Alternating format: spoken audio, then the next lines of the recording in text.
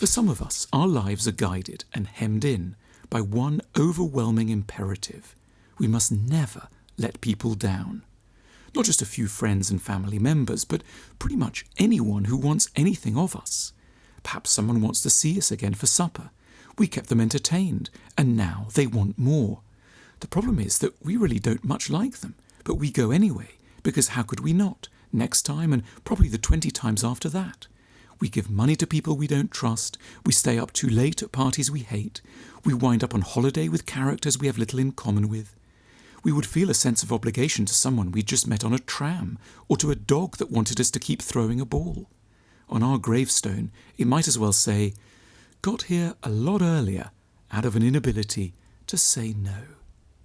It gets worse the kinder a person happens to be to us, and the more emotional the relationship.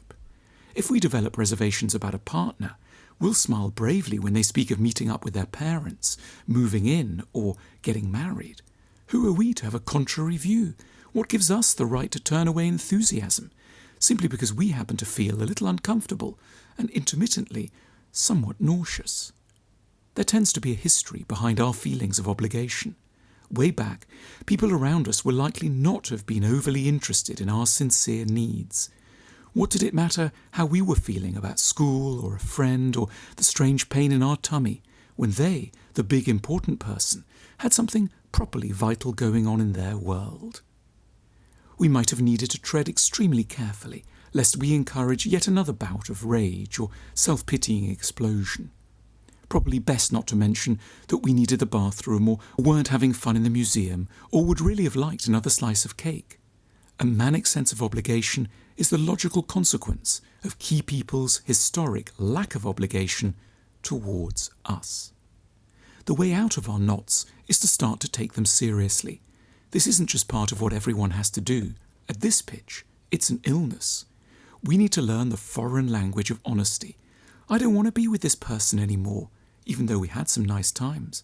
I don't want to see this friend anymore, even though they have some good qualities. I don't need to give them what they want, even if they tell me they adore me. We may be shocked by the discovery of our backbone. We had believed we were nice. Now we sense an obligation to someone beyond the first person who believes we can be useful to them. Along the way, we learn that the consequence of disappointing people is almost never what we fear. Not everyone is like our fragile father or irate mother. Most adults can take a no, and may even be grateful to us for putting boundaries on their demands. There is an option beyond the dichotomy of meek compliance on the one hand and volcanic fury on the other.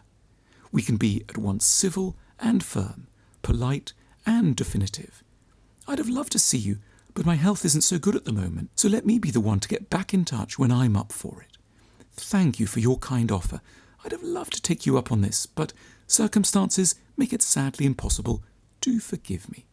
There should be this sort of stuff at school for those of us who never got it at home, and remain awkward about asking where the bathroom might be.